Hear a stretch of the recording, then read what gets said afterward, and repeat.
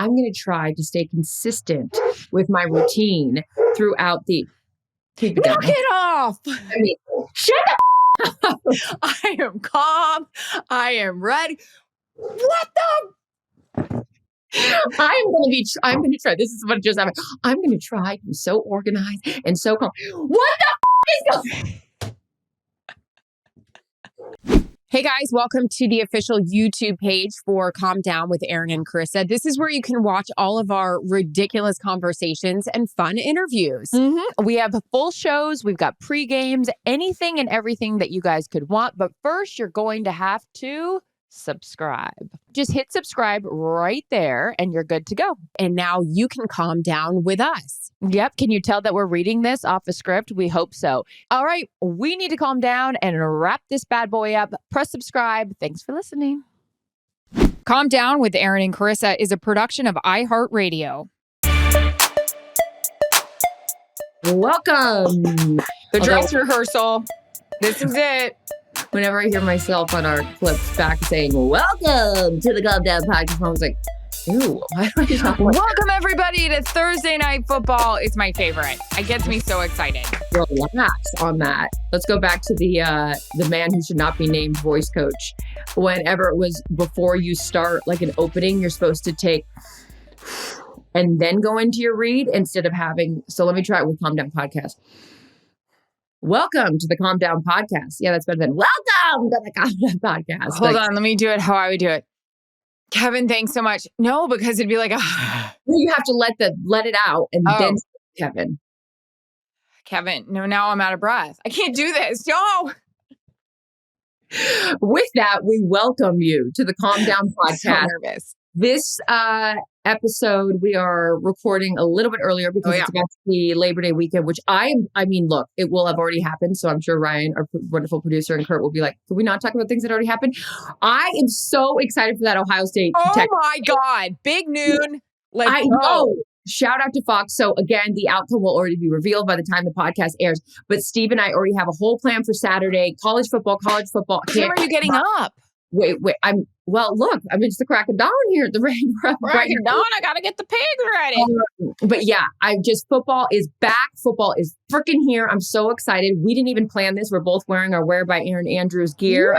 Cute ranch edition of Wear NFL. New line is out. Check it out on wearbyea.com or fanatics.com. We've got some cute stuff. Cute. I'm so freaking proud of you. I said it yesterday. I love you. A friend of ours had posted about like the new stuff. I cannot say enough. It is one thing to talk about it. It's another thing to actually do it. And every year you guys just keep getting better and better and better. So love you. All right, girl, huge. And we don't even have to have the NFL season start to have massive news. Micah Parsons. Oh, my Lanta.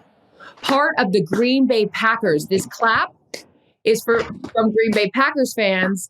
And for the Dallas Cowboy fans, I think they're left going, what? So, go.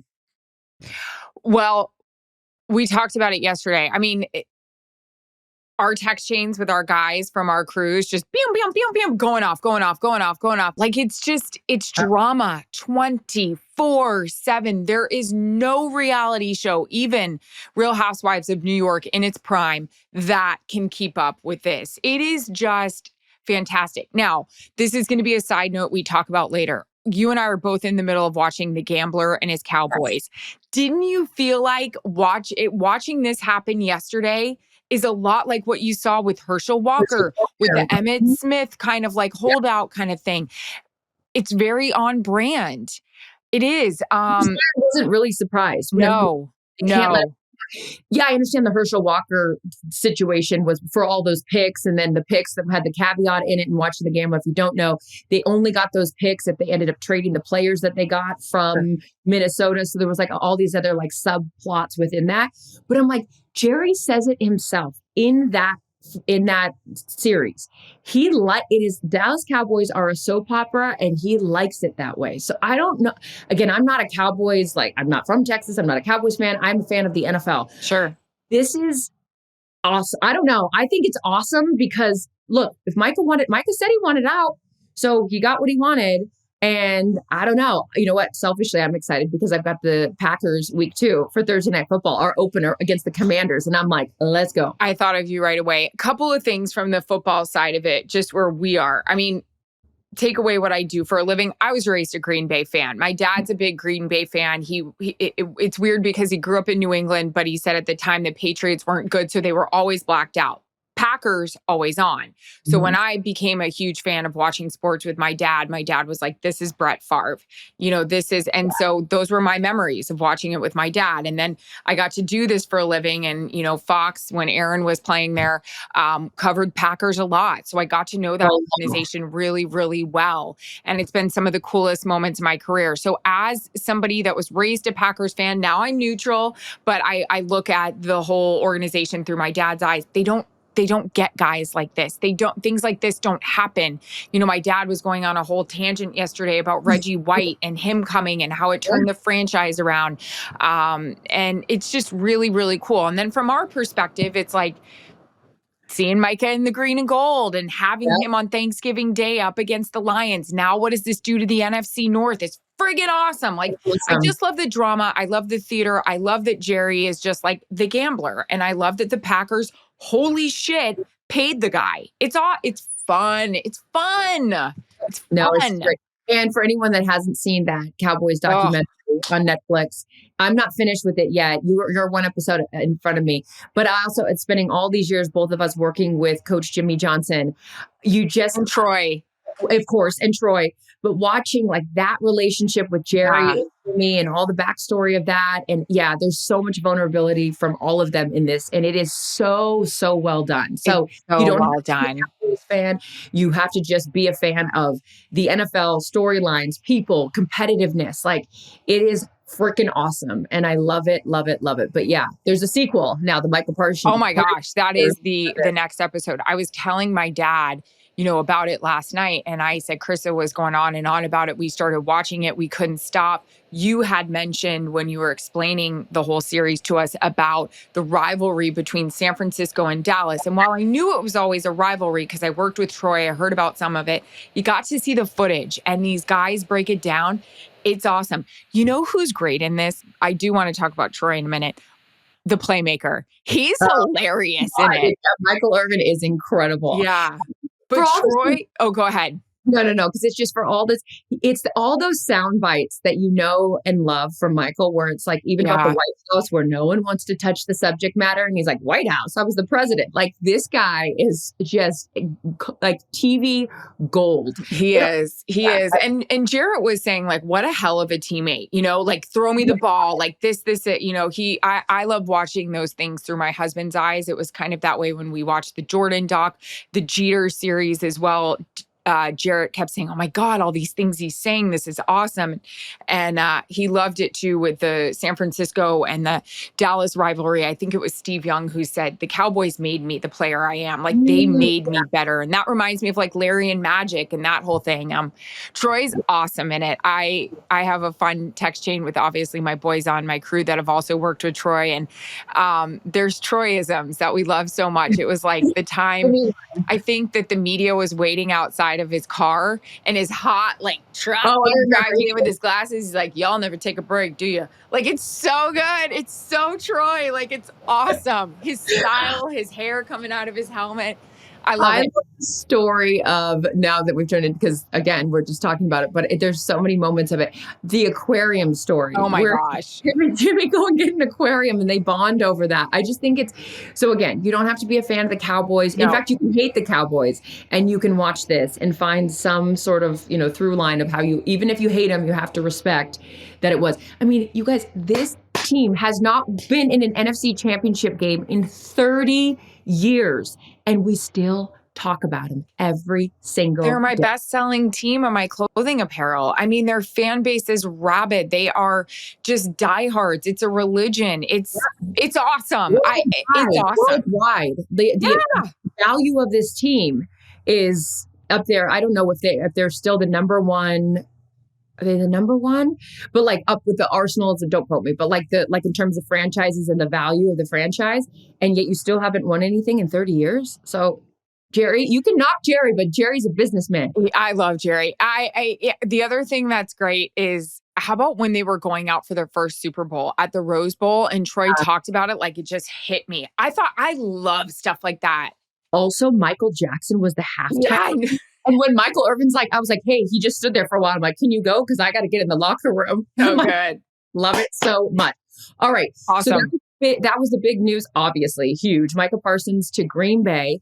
By the time our episode will air, we are going to be on the road. You will be on the road because I don't start Thursday Night Football until week 2. Yep.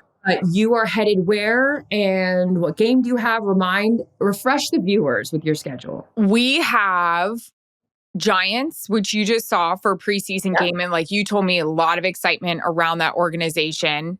And then they are at the Fighting Terry McLaurins and the Jaden Daniels. So we have Giants and Commanders week 1, which is great. We're so excited about it. I've got to do I am now in the tight chest era. I need to just get down to business today. I need a solid 4 hours, glasses on, going, texting the boys, hey, catching up on articles. So yeah, that's where we are. And I'm looking forward to it. I'm going to do a walk today, a power walk with my Sirius or whoever is on. I'm going to listen to some football talk. Yesterday I was doing it. I had an hour drive. Coach Reed was on. He was breaking stuff down with Alex Smith. I found that to be so helpful and great. Like just listening to stuff. We were talking about this the other day is so helpful. Just talking, listening, going over stuff. Sports talk radio will always remind me of my father and drive with my dad. And he would always have on Seattle Sports Talk Radio or ESPN radio, whatever it was. And I just always a couple things. My dad, will always stand out the same as yours, sports and music. And it's like driving in the car with some of the best. I still do. My father has not passed away. Yeah. Okay. The memories that I have from driving in the car with my dad are listening to music and listening to sports talk radio. So yeah, you do. And I can't listen to debate shows. They give me a headache. Like they're just screaming on TV. But I like a healthy conversation and dissension and opinion. And I find on those sports talk radios, they're not yelling at each other. It's like, well, then tell me why you think that. And it's like a little bit more constructive, which I find to be interesting to see counterpoint on some of the. Yeah. The only problem I have sometimes with debate shows, it's not the only problem. It's the biggest problem I have. A lot of these people aren't in the locker rooms or on the conference calls with these guys. And I'm like, what are you basing your opinion off of? Yeah. What else? Okay, so so the season will be started, or you'll be on the road and going. I'm excited. I'm going next week. What do you got? Towards the end of the week, we get a new studio at Fox. I'm moving into a new studio. It is going to be the state of the art. I haven't seen it yet, so you guys just got a new studio. The boys next door did. Oh, but you're getting one. Yes. The kickoff show is getting one. Cute. So you know how good I am with technology. This ought to be good. Oh my God. Let me put a pin in that conversation. So there's a spam risk call happening on my phone right now. I need many lately. Oh, I got to tell you something. Okay. Ladies and gentlemen, I have something of the jury. I am found guilty of not being somebody that has her phone all the time. I don't like to have my phone all the time. I don't want to have my phone all the time. It's not charged. There's not reception. So Miss Erin Andrews and Jarrett Stoll have designated emergency contact people for their child, Mack Roger Stoll. Number 1 on the list is Erin's sister. Number 2 on the list, drum roll, please. Stephen Henry Kendary. I love his middle name is Henry. It's so great. Stephen Henry Kendary was anointed with the great honor of becoming Mack's second emergency contact person yesterday. And let me just tell you, this morning when we woke up to that text chain, Steve was so excited and now nervous. You know what he says to me? We're sitting out with our coffee because we're trying to do coffee conversations. And I love that. Have our phones with us because, Sponsored by Illy. He goes, sponsored by Illy. He goes, I'm going to have my phone during the coffee conversations now. And I go, why? And he goes, Mack, as the emergency contact person, wonder if she calls me and I'm not available, then I'm not a good emergency contact person. Then he has his phone and a number pops up he doesn't know. He goes, I'm going to have to answer all. No, he's not. So guess what? a call comes through during coffee conversation and he goes, Mack, is it you? Mack? Every time now, he answers every spam call because it might be Mack. And I'm like, no one is going to take this more seriously. I know. What I just illustrated than Stephen Henry Kendary. We will be probably, I mean, I don't know, in church or I don't know, somewhere. Church. All the time we're in church. You're at work when there's church. You're at church. You're at Fox. We could be at the Masters. Okay. Yes. Masters. Where you're really not allowed to have your phone or you're kicked off Augusta. And Steve will be like, fine, I can't go to the Masters because I can't have my phone because I'm Mack's emergency contact person. So we've created a monster, but at least you know that your child will always have a pickup in case of emergency. So I know. Anyways, that's what's happening over here. It was great. It was so, I actually didn't even ask. I just told you guys. I said, hey, Steve, I hope you don't mind. You're going to be the emergency contact. Carissa, no offense. You and I are never around. So our names are not on Mack's emergency contact. Hey, you know what? That's a good head coach. Know your personnel. Put people in a position to have success. I would fail at that. You got to do it. I'm mother to two people. And the poor the sons that I have, they're probably like, this girl sucks as a godparent. I'm like, hey, I'll leave you a lot of money. Actually, I don't, not a lot of money, but I don't have kids, so maybe you'll get money. Be nice to me. He's laughing. Mack is getting ready for school. Yeah. So I had a meltdown last night and I was trying to get all the forms ready. Forms are ready. I've got a big shop I've got to do today of things to bring to school with him. Very concerned about how we're bringing that in. Are we bringing it in one bag? Like, this is what, and then at one point, Jared's like, looked at me, asked me a question. I just started crying. I said, I am having a moment. This is what's happening. Okay. And it's happening with going to school and it's happening with after school activities. I got this whole thing. He's coming home, he's taking a nap. And then what am I doing with him the 5 days out of the week? I need after school activities. So I'm texting parents. What are you doing? What do you got going on? We're set up. We even got the little calendar all going in the house. I have been a freak about this. And I think this is what's happening. And this is why I get emotional. I'm not going to be home half the week. And I feel not bad, but I'm like, I already feel like I'm missing a lot. So I want to be the mom that sets it all up, but I don't know how to set it up. Like, I don't know, like I've got this cool mom that has a son and she works too, but she is really great. And she'll text me and the nanny in the morning be like, hey, the kids are going here. Does Mack want to come? Mack ends up going. I texted her the other day and I said, thanks for being a great stepmom. She goes, can I be the hot Julia Roberts stepmom? I said, yeah, but only the Steel Magnolias. Yeah. I cried in that movie. Oh my God. Anyone that's never seen Stepmom. Oh my God. It's heart-wrenching, but so sweet. Awful. But anyways, man, I'm having a real thing about trying to juggle both and knowing I won't be there. So wanting it perfectly all set up. Last night, Jared's like, well, what time are we supposed to drop him off? It says here 7 to 8. I'm like, we said 8:30. Is it 8 o'clock this morning? I'm texting his teacher. I'm a fucking freak right now. And I don't even want to be with myself. Okay. Let's take a pause, as you would tell me. Let's go through this. Take a beat. Yep. I'm going to give you a couple headlines here. Okay. You're a great mom.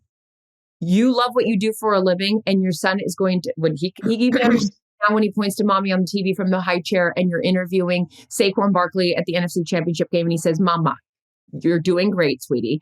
And 3 is all of the things that you're doing are completely normal. I'm sure you're not alone in this. And anyone that's listening to this podcast that has a child probably feels the same way, that you're never going to do enough or you're never going to be perfect. But Mack is 2. Mack is alive.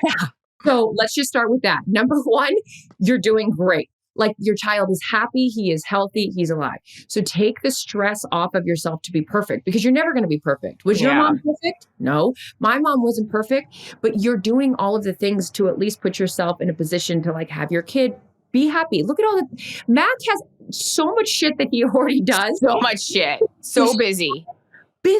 You're an incredible mom. So I feel like, what can we do? And I'd love to open it up to the moms, yes, please. Responsibility, that how they manage their time and how, when they're busy working and everything, where it's like, how can we help Erin not feel like the, heart rate has to be so high or the guilt has to be so high, because this is no way to live and you're not alone in this. I got to knock this off. No, I think that you are somebody, I know you are somebody in your professional life, personal life, as a mom, you want everything to be perfect. But that's reality. But it's not. But that's okay. I think it's great that you aspire to have everything be as perfect as it can be. But in reality, it's like you're always going to be falling short then. If the goal is perfect, well, then you might as well just say, I've got an F on every paper, because you're not going to. So it's not about lowering expectations, but why don't you just say, I've been really into stoicism lately. Shout out to Ryan Holiday. And I actually listened to this podcast on the way up to the ranch because I have a drive. And it was about like the history of stoicism and what it's all about. Stoicism is like basically this idea, and I'm sorry for any philosophers out there if I'm butchering it, but in short, this is what I retained from it and have learned. Steve adopts this very well, which is why he's so calm. Just know that not everything is in your control, and that's okay. Something's going to happen no matter what it is. Okay. The cat, my dog killed the cat. I can't control that. But what I can control is, okay, what can I do to help the dog not kill the cat, another cat or whatever? That life is going to happen. Things are going to happen, but it's not what happens. It's how you react to it. So instead of absorbing all my reaction sucks. So does mine. And Steve has taught me a lot about he doesn't we are so like, with all of it. And think about how much energy that takes to react. I'm exhausted today. Exactly. So why don't you and I help each other when we have our vent session? Because I think that's important. I actually really need that. And I have that with you because as soon as I get off the phone with you after just going, blah, blah, blah, blah, blah, then I'm like, okay, so that's still good. I think that's cathartic for you and I. That, but then I think there's also a point where something happens that maybe is not exactly what we wanted. We take a deep breath, we take a beat, and then react. Because you and I are reactionary. So I don't know if this will help you, but I would like to try to do it together. When we want to just react, let's text each other and be like, I'm having a moment. I'm going to freak out, pause, and then whatever. Or if you feel not adequate with Mack or you feel like whatever, text me. And then let's let it go, because you are a fucking awesome mom, Erin. Look how hard you work to have your child. Yeah. Erin remind you of everything. If you didn't have this tenacity in you, Mack wouldn't even be here. So give yourself some grace. It's not going to be perfect, but you're doing a fucking great job. So it's so funny. I'm going to cry in 2 seconds. I am so emotional, and it's not even about him going to school. I know he's going to be great. He's going to be not perfect, but he's going to be great. It's like everything that's coming with it, the job, him. Do we have our ducks in a row? What's the code? Like okay, we've got to bring a box of pull-ups. So am I walking in with the box, or do they want me to put it in a bag? It's nuts what I got going on up here, man. But you also have to remember this. You have an incredible husband who takes and is so willing and wanting to help you out. I don't know how these single mom, I don't know how these people do it alone. Exactly. Or people with multiple children. I said that to my girlfriends, Jackie and Megan. I'm like, how do you guys do this? But I say this to you, I don't have a kid. And I go, how do you do that? No, so I know. And I don't have animals. Okay, well, everyone has their own thing, right? That stresses them out or that puts like a lot of pressure on them or whatever. I think you just need to remember that the most important thing is that your kid's happy. I see the videos and I see the pictures of your child. That is not a child that's worried about how the pull-ups got into class, okay? So give yourself some grace, take a beat, and remember that like you are doing what you love, your child is fine, and our friend is writing songs about being a showgirl. I need to write a song about how am I getting the pull-ups into the class. You're fine. You're doing just fine. Okay. I still don't know what othiolite means. Oh, thank God. Because, she's very smart. We know that. But you know all words. And I'm like, I don't know what that means. Is that a stone? We should probably look that up. Chat GPT. I don't even know how to pronounce it. Othiolite? I don't know. Okay. Somebody tell us what it means. Yeah. I can't wait to hear the album. October 3rd can't come soon enough. Hurry up. Oh my God. Okay, skin update. So to add to the craziness, ready? Yeah. So I was noticing my skin and you were talking about you're going to go get a facial. I'm going to get one this week. All the little maintenance tune-ups. Somebody was saying, God, your skin's looking great. I'm like, thank you. I take a compliment. Thank you. Guess what's happening? Next week, because of what I do to myself. It's already happening. It's happening. And I'm just like, I was, when I wrote this to you guys, I was going to say, watch. Good. Next week. Okay, so how can we help this? No, it's what happens. I get excited. I get to sit down and it's like, it's fine. You're great. Everyone's great. Everyone's great. Everyone's fine. Everyone's great. I don't know if you feel like this, but I'm just ready for the goddamn thing to start. I just need it to get going. We have been having so many conversations about like, whoa, summer and all this kind of stuff. I'm ready. I really am. And like, I've got the next few days to like relax. I'm going to enjoy the weekend. I love that. And then I am excited. I'm excited for that first pull out the suitcase. Let's pack the bag. This is always what I do though. Always. I'm so organized the first few weeks. I've done all the things that you've taught me. I've got everything's organized. Week 5 starts declining. Week 6. By week 8, you're lucky that I'm even at the game because I've made the flight and actually know where I'm staying. So I'm going to try the same way you're going to try to not be so hard on yourself. I'm going to try to stay consistent with my routine throughout the... Knock it off. I mean, shut the fuck up. I am calm. I am ready. What the... I'm going to try. This is what just happened. I'm going to try to be so organized and so calm. What the fuck is going on? She's relatable. She's every woman. I can say this because Life of a ranch hand. Ranch owner is the freaking best person in the whole world. I remember, hey Norman. I remember, look at my man. You guys see Norman? No. Norman? Oh, Jesus, a book. Let me show you. I love. Look at Norman. Norman's the OG. Oh, boy. Norman's been here since way before I'm here. Anyone that doesn't know Norman's story, Norman and Pilot, who has since passed away, sweet Pilot, they were here long before I owned the ranch, and the previous owners took them with them. They left and moved a couple miles away. These dogs homeward bound, back to this shit. One day, Tony goes, hey, Norman and Pilot are back. And I'm like, well, this you are, and I love you so much. He said, boy. Okay. Hey, Lolly update. Speaking of dogs. Oh, you're so sweet to ask. So sweet Lolly is doing good. I don't know. Here's the question. How long do I keep her in that like crate situation I have? We're going on 2 months now. And anyone that doesn't know Lolly, okay, if you know, you know. Yeah. Lolly, I'm trying to acclimate her to up here, and I'm trying to make sure she doesn't run away and she's taken care of, but she's so afraid of people, and she's opening up and she's getting better, but she still doesn't let me pet her. But she's coming around, like she likes when the dogs are around. But I'm like, how long do I leave her in that little area? Because it's also not fair to the dog that's like lived her whole life roaming acreage to then be like, okay, we're going to put you in this small contained area so you are safe. Will she happy? I wish that dogs could talk. I don't know. I got to talk to Tony about it because it's been bothering me. I'm like, any dog experts out there know how long do you wait? Because if I open up that crate and she runs out, I'm not getting her back. And then I'll worry about her every day that she's not being fed and she's not being loved. And I don't know. So that's kind of where I'm at. Steve and I were talking about that last night. Like, how long do we confine her so she gets acclimated? I don't know what. Yeah, shoot. Wait, what was I saying before that? Oh, I can't remember. I don't know. I'm excited for the season. I'm ready for it to start. Like I said, I don't know if it's on the pregame. We've had a hell of a summer. We've had a lot of great memories. Now it's time for us to go do our damn jobs. It feels like 2 summers we've had. It has. There's been a lot of great memories, and I am just grateful for that. But also, like, I love my job. You love your job. Same. Like, let's do the damn thing. Hey, we have an anonymous update if we want to get to that. I would love to. So the original question came from April. Husband doesn't want a second kid, but I do. I respect his choice, but feel sad.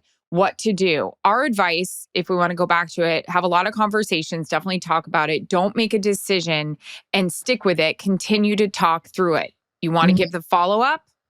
Yeah, so I just exited out of the thing because I thought you were reading. Sorry. Oh, I can do it. Sorry. Here's the follow-up. I'm pleased to share that I'm almost 7 weeks pregnant and I couldn't be more excited. We had really good conversations that brought us closer and made this something we both wanted and entered in together. Please send good vibes as the week goes on. that this little one gets to join us in April 2026. Thank you so much. Yay! So sweet. Congratulations. That is so sweet. And thank you for keeping us updated. Yeah.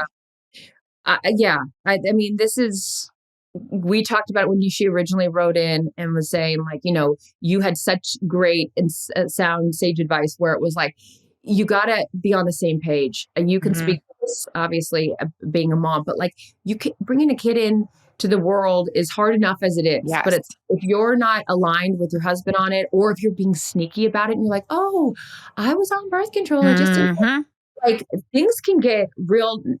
They'll resent you.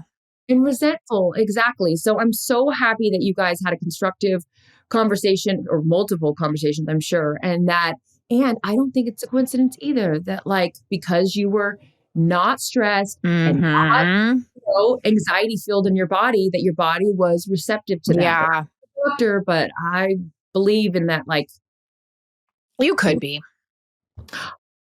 Thanks, Gal. We're matchmakers and we'll help you get pregnant. What else? And you know what? And we'll also help you calm down. Okay. I can't help myself, but you're doing great. Ladies and gentlemen of the jury, I love you all. Thank you for listening. I don't know why I had to make it a lawyer thing. Oh, you're a lawyer too. I'm a lawyer too. Actually, what was your major in college? Communications. Oh yeah, telecom. A school that had an incredible communications program. Not me. I went to UCSB only because I liked the location of the college. Right. So you want to be a sports broadcaster? Do they have a broadcasting program? I'm like, no, they don't. It's my girl knows what she wants. I wanted location and I did internships, but I also my major. I was like, well, let's just pick a major that's fun.